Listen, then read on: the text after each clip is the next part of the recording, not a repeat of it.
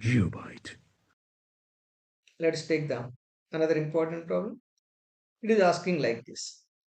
If the error in the measurement of radius of a sphere is 2%, then the error in the determination of volume of the sphere. So percentage of error in radius given. In radius of the sphere is given 2%. You are asked to decide what is the percentage of error in the volume. For that, let us take the volume general formula for a sphere 4 by third pi r cube. Then dV by V into 100 is equal to 3 into dr by r into 100. So into 100. Let me write it clearly. It is into 100. It is equal to 3 into 2 percentage. It is equal to 6 percentage. Look at the option B. Option B is absolutely correct. Okay. Similarly, let us take the another important problem.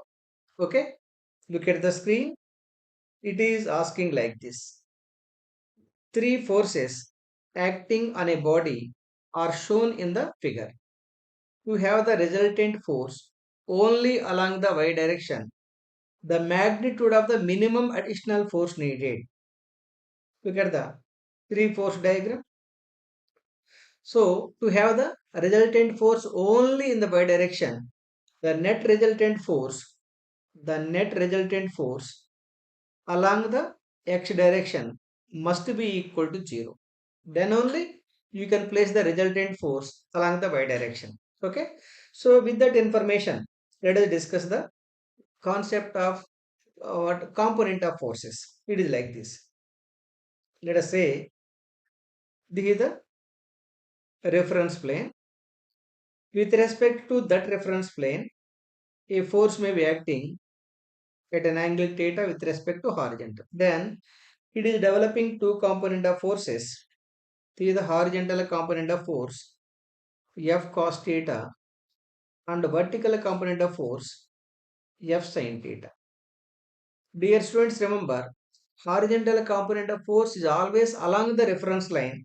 This is your reference line. The horizontal component of force is always along the reference line. Perpendicular to that reference line, normal force is acting. That is called vertical component of force. Okay. Similarly, if the reference plane itself is vertical, this is the reference plane for this case. Let me write it clearly. This is the reference plane. With respect to that reference plane, let us say a force is acting in this direction at an angle theta with vertical. Then it is developing two component of forces. Horizontal component of force should be along the reference line with a magnitude F cos theta, and vertical component of force is normal to the reference line with a magnitude F sin theta. Okay. Though F sin theta looks like horizontal force, it is the vertical component of force F. Okay. Similarly, if the reference plane itself is inclined, this is the reference plane. With respect to that reference plane, a force may be acting in this direction at an angle theta with respect to reference plane. Let me write it. This is the reference plane.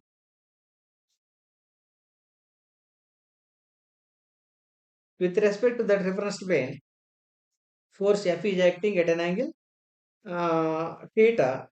Then it is developing two component of forces. This is the horizontal component of force. F cos theta is along the reference line, perpendicular to that reference line, vertical component of force. That means the angle between the F cos theta and F sin theta always perpendicular to each other. Okay. Having this information, let us complete this problem. Anyhow, since he wanted to place the resultant force along the y direction, net force along x direction must be equal to 0. Now let us take the x component of velocities.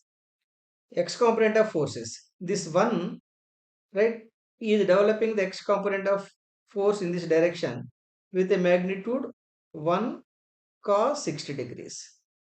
Similarly, since opposite angles are equal, this is the 30 degrees. Therefore, this is 60 degrees. Then these 2 newtons also developing the force along the positive x direction, 2 cos 60 degrees. Whereas this 4 newtons is acting at an angle 30 degrees with respect to vertical. If it is 30, definitely this is 60 degrees. Then, so this 4 newtons is developing the force along x direction, 4 cos 60 degrees. Now, this 4 cos 60 degrees is acting in this direction. For that, I am taking this is with a negative sign, plus 1 cos 60 degrees plus 2 cos 60 degrees, and I am assuming the force to be placed in the positive x coordinate with a magnitude f. That's why plus f must be equal to 0. To have the resultant force along y direction, this is the condition. Okay. Then minus 4 cos 60 1 by 2 plus cos 60 1 by 2 plus 2 cos 60 1 by 2 plus f must be equal to 0. Minus 2 plus 0.5 plus 1 plus f equal to 0. Minus 0.5 plus f equal to 0. F equal to 0.5 newtons. That is the resultant force. F equal to 0.5 newtons.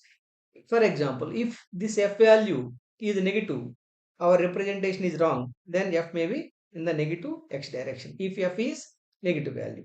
Anyhow, look at the option A. Option A is absolutely correct. Understood clearly? Yes. Then look at the another important problem. Look at the screen. It is asking like this. If the error in the measurement of radius of a sphere is 2%, then the error in the determination of the volume of the sphere, the same problem we have done, means it is the repeated question. Repeated question. You try this problem, you practice this problem. From this, you can conclude that there is a possibility to repeat the same question in the NEET also. Okay. Not only NEET, right? In the competitive exams like JEE mains also questions are frequently repeating. Similarly, look at the another important question. It is asking like this.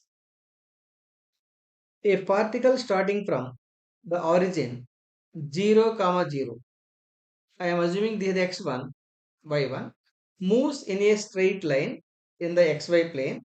Its coordinates at a later time are root 3 comma 3. That means this is the x2 y2. The path of the particle makes with the x-axis an angle of. Okay, it is like this. First, let us decide the x value. X equal to what? x2 minus x1. It is equal to root 3 minus 0 equal to root 3. Y equal to 3 minus 0. Let me write it for y2 minus y1. Y2 minus y1 equal to 3. Now let us mark the x plane y. The resultant force may be in this direction. This is the resultant force, let it be R. Then if I mark the vertical line from x, this is the y. This y value you got it 3, x value you got it root 3. Then assume this is the theta. This is the angle. Then tan theta equal to y by x equal to 3 by root 3. Listen carefully. It is 3 by root 3. It is equal to root 3 into root 3 divided by root 3. 1 root 3 is cancelled. Finally, you are getting tan theta equal to root 3. It means theta equal to 60 degrees. Because tan 60 degrees equal to root 3. Look at the option B. Option B is absolutely correct. Are you following clearly? Yes.